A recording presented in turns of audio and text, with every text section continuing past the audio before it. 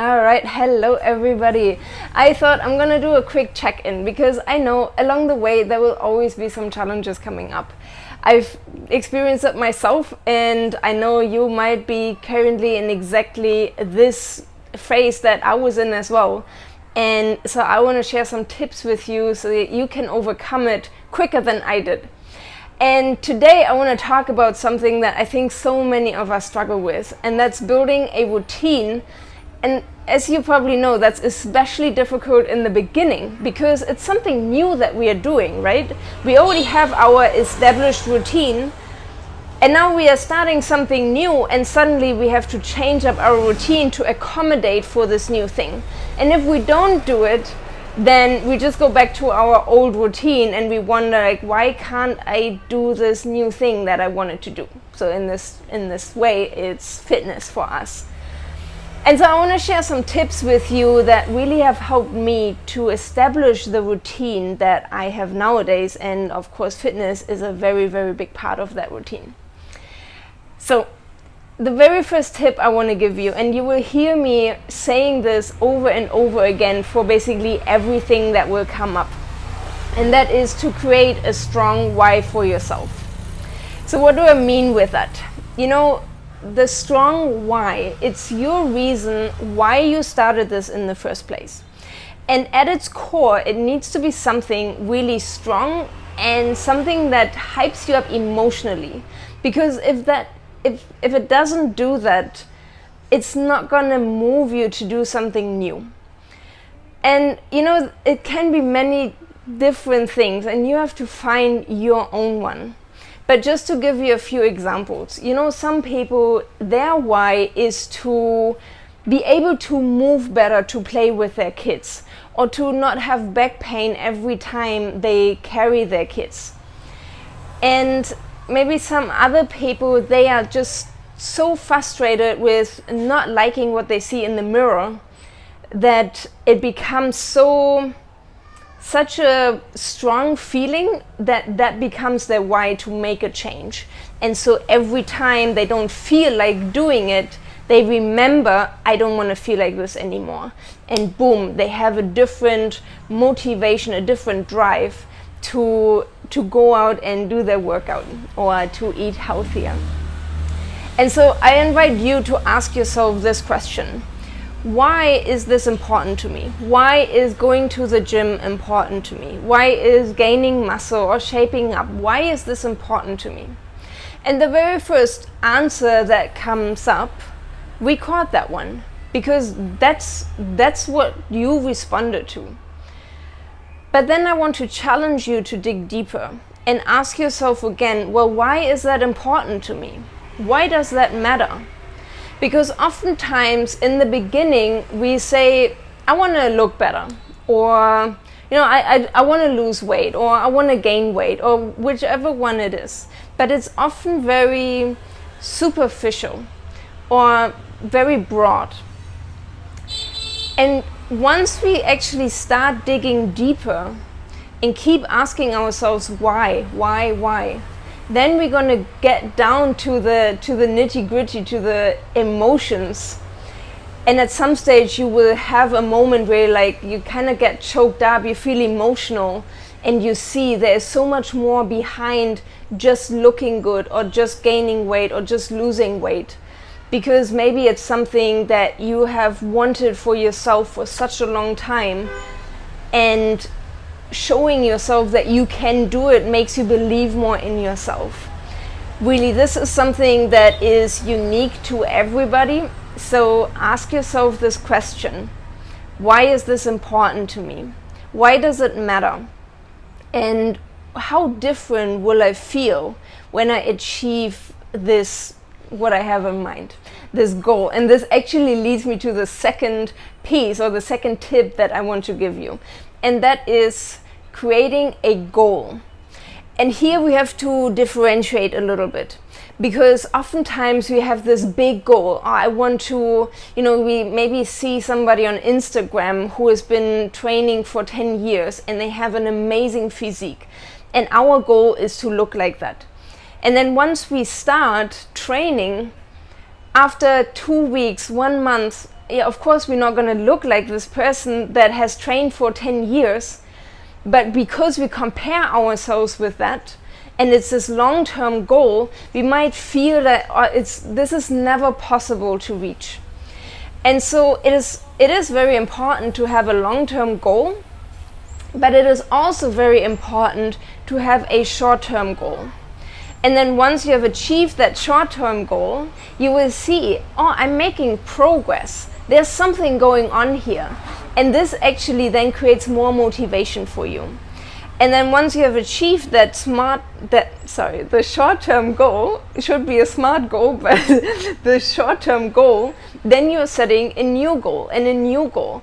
And because of that, we will get further and further, so that in 1 year, 5 years, 10 years, we're going to look so different. But because we have set these small goals and then celebrated each time. Then another thing for goals is to make those specific and measurable. So, for example, let's just say I want to gain weight, I want to gain muscle. So that in itself, that's a really good direction to have. At least we know in which direction we want to go, right? But as you can see, it is quite hard to measure. Let's say I have gained 0.5 kilo. Well, I have gained weight, right? But it's probably not what I had in mind. So it is very important to put a number to it, or to put something to it that we can measure it with. It doesn't always have to be a number on the scale, because that's not always a good way to measure our progress. But it can also be something like, I want to be able to fit in this dress again, or I want to increase the circumference of my thighs or my hips or my waist.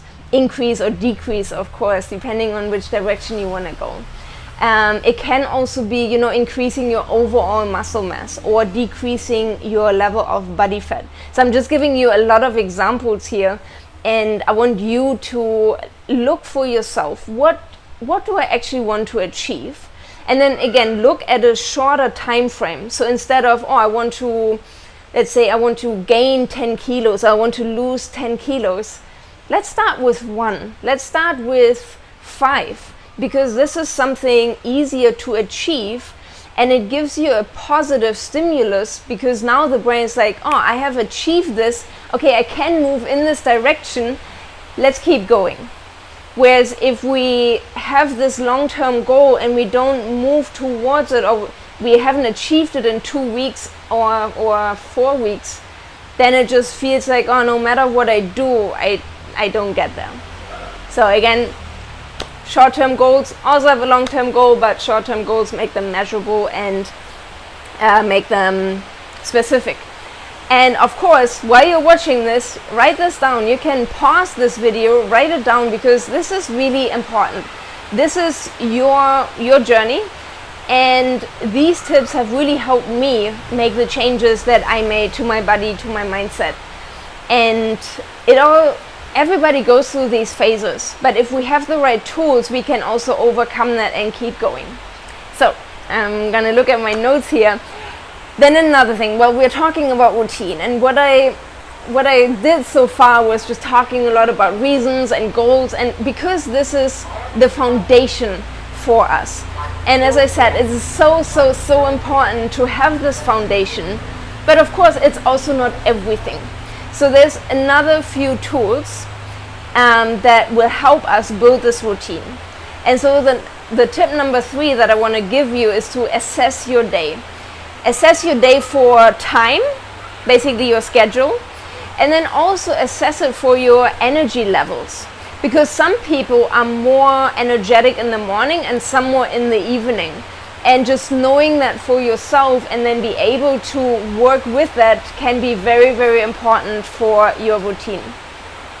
So with assessing your day, I mean looking at your day, what you're normally doing. So what does your morning look like? What does during the day look like? You're probably at work, in the office, or in a coffee shop or so.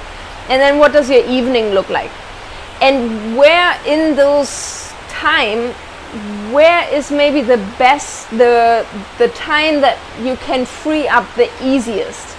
Because currently, yes, of course, we spend our time with something. But this is also a good opportunity to assess our priorities, because sometimes we actually spend our time on things that don't really move us towards our goals. And so we can see, is what I'm doing currently, is this actually more or less important than my fitness goal? And now we can see, how can I move things around in my day so that I can free up some time for my fitness training. And for me, for example, at some stage I figured out, for me it's the best time to do this right after I get up in the morning before I go to work, because in the evening, often the gyms are very busy and I'm already tired from the day, and so getting a workout at night, it just didn't feel right. But again, this is something that has worked for me, and you need to assess your day yourself and see what works best for you. So I invite you to do this right now. Just look at your day. What are the different things that you're doing from a normal day? And what are the priorities? Can you maybe shift around something so that you can fit in 30 minutes or 1 hour for your fitness training? So this is tip number 3, and really do this, because it will help you so much to create the routine that you're looking for. Then tip number 4 is to connect it to an existing habit, because let's face it, it's something new, and when it's something new, it's sometimes difficult to squeeze it into all the other things that we already have. But when we introduce something new, it's also very beneficial to link it to an existing habit. So what I mean with that, it's kind of a reminder. And for example, for me, as I said, I use that time slot in the morning after waking up and before working out, so that I can use that time to get my fitness in, and I can schedule that in for me. And so I have kind of this habit. I get up, right? That's a habit. And then I know, okay, getting up, okay, I need to move, I need to do something. And then after that is the breakfast time and then going to work. So it is already linked into my schedule. And for me, that has really helped me to make it more consistent. No matter how busy my day was, I could always say, okay, I'm waking up, how can I move after waking up? At least give myself some movement so that I can start the day refreshed. So this is tip number 4. And again, look at that for yourself, because this is your journey, this is your day, this is your routine. And then just looking at my notes here, I have one more tip for you. And this is something that we actually don't really think about often, but it's so valuable. Because, and honestly, we don't give ourselves enough credit for this, but we are already successful. We can already see success stories in our life where we have established a routine that we have been consistent with over a longer time period. But we don't normally think about that, because we think it's not as good as, maybe a fitness routine, because maybe the routines we have are not as healthy or don't move us towards the goal or towards the person that we want to be. But these routines that we already are successful with, they are very valuable, because we can assess them and now see what has worked for these routines in order to make them so consistent, and now how can I use the same things to establish this new routine that might move me more towards who I actually want to be. So I'm just giving you an example, because maybe currently you're thinking like, what is she talking about? But I think some people, so I can't really resonate with that, but I've heard this from a lot of people that can resonate with going out. Or let's take Netflix. I think Netflix, nearly everybody can relate to. So a lot of people watch Netflix when they come back from work or before they go to sleep. And this has been probably very consistent over a certain period of time.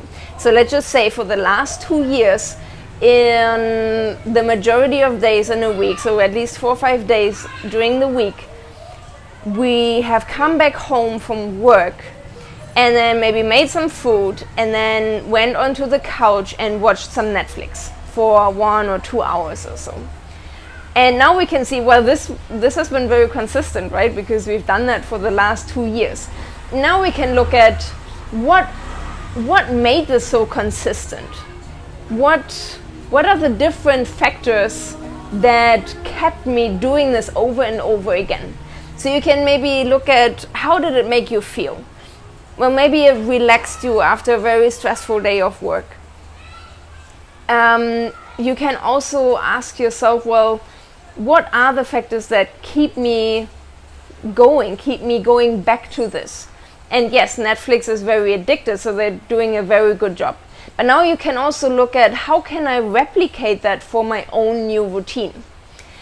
And so I can give you another example that I currently have, because so I've already established a fitness routine that I've been doing for 5 years now, where I have worked out consistently. And then there is the stretching part. And honestly, I'm not very good at stretching. I have got a certain flexibility because yes, I warm up and all that, but I don't stretch regularly. And this is something that I want to get better at and actually create an actual routine so that I do this consistently for years and years and years and get even more flexible. So now I can look at my fitness routine and what were the factors that have helped me make this consistent. And I can see, for example, okay, I tied my identity to it. I wanted to be this fitness person, and that's why I started to train. And every time I didn't feel like training, I kept telling myself, well, you want to be a fitness person, right? If you want to be a fitness person, that also means that you have to train. And so that just kept me going and going. So again, it's the identity aspect, for example, for this specific example. And now I can see, well, how can I replicate this for the stretching so that I can build up a stretching routine? Or can I maybe expand that identity, that I am a fitness person that's also flexible? And maybe that will help me stay on track. Then, of course, I can look at the schedule, the routine that we just talked about. So I identified the mornings for me that work for me to train. Now I can also see, well, how can I do the same thing with stretching? Maybe something that I currently test out is to do it in the evenings before going to bed while watching a Netflix series. And that actually helps me to do this more often. So as you can see, I think I can make a whole video about this, but as you can see, I'm really looking at where am I already successful, and trust me, everybody is successful with a routine somewhere. You might just not look at it like that because it's not something that you pride yourself with or that you think moves you towards the person you become, and that's totally fine. We're just looking at something that you're already successful with and taking those factors and then applying it for a new routine. So again, look at that yourself and then analyze what's been making you successful, what are the factors, and how can I replicate that for my new routine.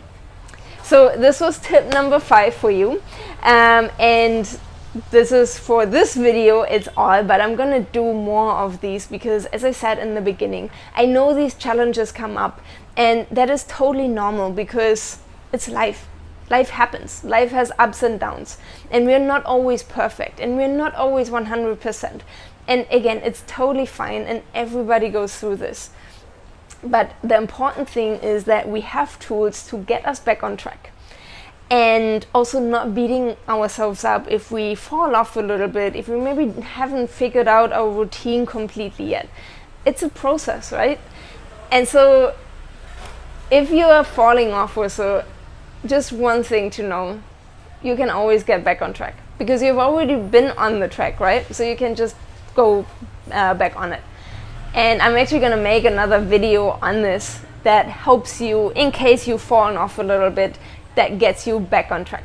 But with this, I'm going to leave it with that, and I wish you an amazing day, amazing workout, and I'll see you very soon. Bye guys.